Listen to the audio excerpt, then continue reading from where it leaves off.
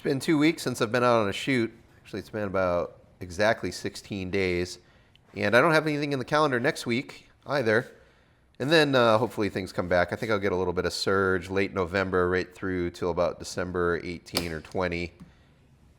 Closed out my previous video talking about an estimate for a 3-camera shoot in Dallas that was going to be a studio day. That ended up not happening for me. I don't think it was a situation where the shoot didn't happen. I think I was just too expensive. And that was another dynamic where, you know what, if it were an hour away, I could have come down a bit, but they didn't even ask me on price. So I think they just got another estimate that was quite a bit lower than mine. An out-of-town producer reached out to me looking for a location sound person in San Antonio for a day of interviews. It's on the weekend. And feeling defeated on the last one, I said, yeah, no problem. I can cover that. However, that project is 3 weeks from now, and it has not yet confirmed. So with all this free time, I've been pushing myself harder at the gym, not giving myself enough recovery time, and my back was starting to act up, and I ignored it. And on Friday, threw my back out. Same injury has plagued me since I was a teenager. I seem to do it now once, sometimes twice a year, lower back area. I'm pretty much out of commission for 3 days to a week. I limp my way home from the gym, and within an hour get a text from a producer for an urgent next day shoot, 3 cameras, with a celebrity that I've worked with in the past, and also in my hometown, right here in San Antonio. And I didn't even hesitate. I'm like, I'm flat on my back. I can't do it. My back is out. I'm sorry. So that type of situation is the highest stress point in my career and has been since the beginning. When you're a freelancer, you're terrified to make any kind of non-work commitment or focus on a new task because it seems to interfere with work. And a situation like that probably would have made my month. Not one big shoot. And with celebrities, those generally are short days, like might only be out there for 4 to 6 hours. So yeah, it's like, hey, you don't want to buy an airline ticket, go on a vacation, because I could sit at home on my hands and do nothing for 15, 16, 17 days, and the phone does not ring. But you go on a little road trip, get on an airplane, and you get that last minute, hey, can you come do this thing? Market rate, help. I'll give you an extreme example. In 2019, I was on a family vacation in Maine. We tried to do that every other year. We go up back to Maine, it's my home state, and stay for 1 to 2 weeks.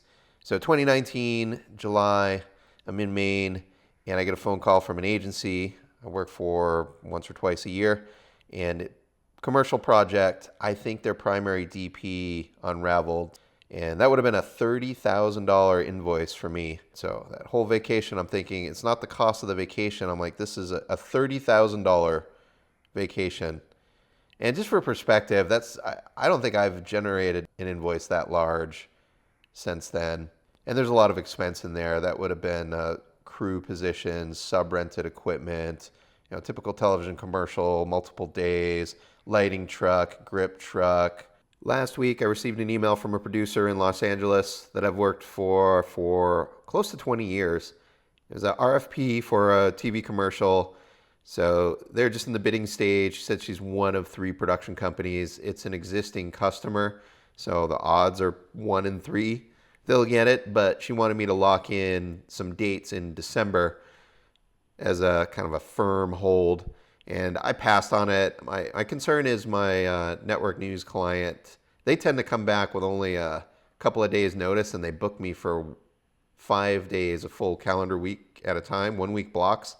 And I'm just nervous that I commit on that maybe in LA, and then the network will call and want to put me on for a week. I actually, when I was in Vegas on that conference a couple weeks ago, the day before my travel day to Vegas, the network reached out to put me on the road covering the midterm elections here in the US. It was a 1 week booking, but I think watching the crews that are out there for the network, they've been sponsoring the state candidate debates in each state. They've been the primary network that does the production. I think how that would have played out is had I taken that first week, I'd probably still be out there. It's been over a month now. I think it's been 5 weeks. So, but And again, that's just how it goes. That's my steady annual client in Vegas that I talked about a couple videos back. The conference where they also fly me all over the country shooting roll-in packages. So I can't back out of that thing for another thing, but just another stress point in freelancing. You take a 3-day, in that case, block of work, and it costs me potentially 5, 10, 15, 20, maybe 25 billable days on the road. Got an FX9 rental from another shooter in town.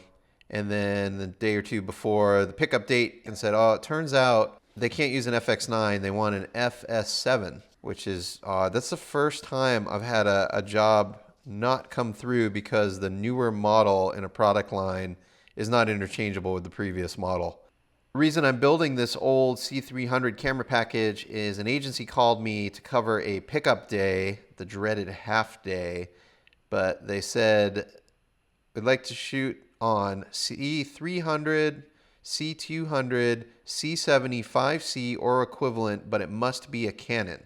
So I said, well, I've switched over to Sony at this point. I'm Ari and Sony, but I've got 2 Gen 1 C300s. My limiting factor is going to be max resolution 1080. And then it's out in Houston, which is a 3.5-hour drive for me. And they're like, what's your half day rate? So I said, well, I'll charge you my full day rate as a local, and I'll just travel in and out basically on my own time. But I can't do the literal, this is my day rate, and I'll charge you 50%. And so I think, oh, and then there was a third layer. It was a 1-day shoot, but it was going to be Wednesday, Thursday, or Friday. And I said, well, no problem. I can do Wednesday, Thursday. I can't do Friday because I have this doc appointment that if I reschedule, it's going to take 3 months to get it in again. It's a referral to a specialist, blah, blah, blah. So if it's the first 2 days, no problem. Well, anyway, they ended up releasing me, and I think what happened was they were okay with the camera, they were okay with my rate, but then it happened on the day that I had my doc appointment, so I missed out. I go to the doctor's office, and I'm trying to check in at the counter, and they have no record of my appointment, and then the lady's like, oh, yeah, you know what, we canceled and called you to reschedule, and we left you 2 voicemails and never heard back from you. And I'm like, you guys have this online portal. I get all the text messages through the portal and emails. Like, how come it isn't in there? There's no record in your patient portal. And I'm like, you left messages on my voicemail, my cell phone number. I'm like, with the greeting that specifically says, hey, thanks for calling. I do not listen to voicemails on this line. Please don't leave a message. Send me a text, send me an email, and then I list out my email address. I've had that greeting for years. And anyway, so yeah, I guess they left 2 messages there, which were buried with all the extended car warranties and other scam business and line of credit opportunities. Couple quick observations on this Canon camera. I don't think it's been out of the case in a year. I sent these back via FedEx to California for Nick to cover a shoot for me, 2-camera interview, multiple days. And then they sat at Nick's place for several months until I retrieved them. But I don't think I've shot on these things in a couple of years. But anyway, it was nice to fire it up. These things make a great picture. I was clicking back and looking through some of the projects I've shot on these cameras, and it holds up as well as the new technology. It's just, I guess the limiting factor is it was an 8-bit codec that didn't look like 8-bit. It looked better, and being 1080 max, but excellent in low light. And then just operationally, like the peaking is superior to my FX9s. One thing that's bugged me on the FX9s is the peaking disappears when you need it most. So like when there's motion blur or motion in frame, it's like the peaking sort of fades away, and then when all the motion settles, it snaps back on. And I have not experienced that phenomenon on really any other camera. It's sharp and crispy. I like to have it, I max it, put it near maximum. And then second, the waveform monitor is large. It's like maybe half screen size, and it's full frame rate, where on the Sony it feels like it's like 3 or 5 FPS. So I guess it doesn't really affect evaluating exposure, but it just feels more comfortable and intuitive to navigate with the higher refresh rate. However, the form factor of these C300, I haven't been a fan. I've shot on the Mark IIs extensively. I don't think I've ever used the Mark IIIs, but it's like stuck in between being a a shoulder-friendly camera. It's not quite long enough for that, but it's too large to be SLR style compact camera. It's like this weird in between, and then it's got a bazillion buttons on the side, and the button you use the most, which is the function button, is on the back side in not so intuitive of a location. And then from years of shooting handheld with these cameras, I would frequently bump user buttons while trying to operate. Usually it would be the ND buttons. It would start cycling ND filters during a take because of where my hand settled to grasp the body. And then the rear eyepiece is totally useless. It's like this thumbnail size screen with optical magnification, and it's terrible. Can't even really frame off of it. It's so minuscule and low res. But Canon does a phenomenal job at skin tones. I would say more so than any other brand out of the box.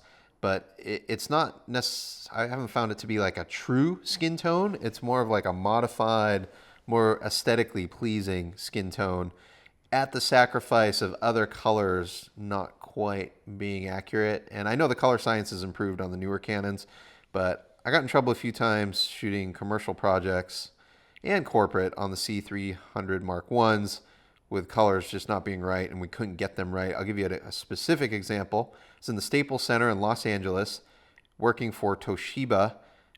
It was for their big like Jumbotron division, and the big screen in the center of the arena is a Toshiba panel, and they had the Toshiba logo up on those panels, and then we had the people from Toshiba we were interviewing up in one of the box areas up high had on a Toshiba red polo shirt, and so the idea was the colors had to be the proper Pantone shade of Toshiba, and I could not get pleasing skin tones. Their logos or the corporate color would turn pink on the jumbo screen and the shirt.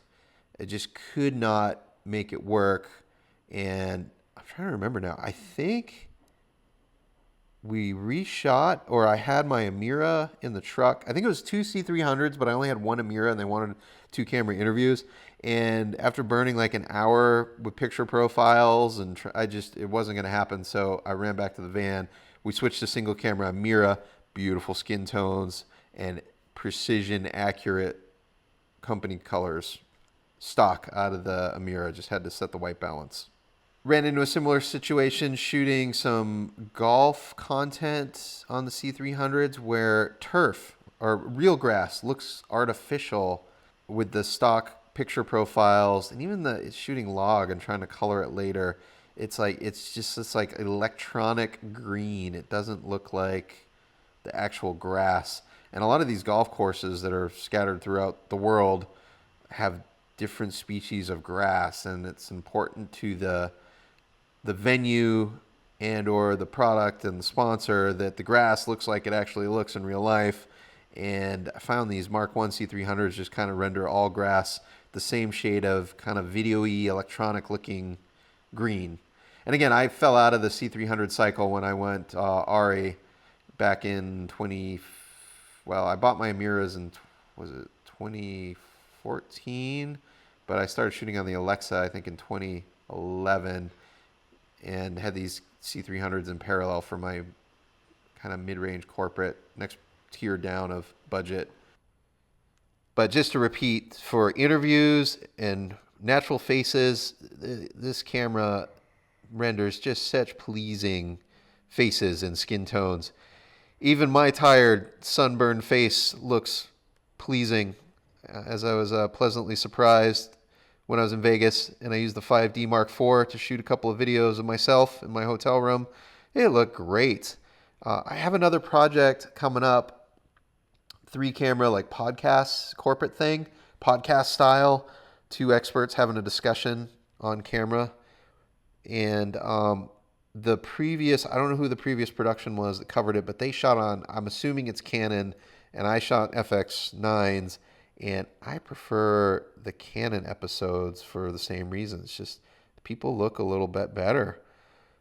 Again, I was just cine-tone stock picture profile on the FX9s, and I assume the Canons were whatever Mark II, Mark III, C300s stock picture profile. So this leads me to realize I need to research and see if I can load in a profile into my FX9s to make them behave a little bit more like Canon skin tones. All right, that's all I got for this week. We'll see you on the next one.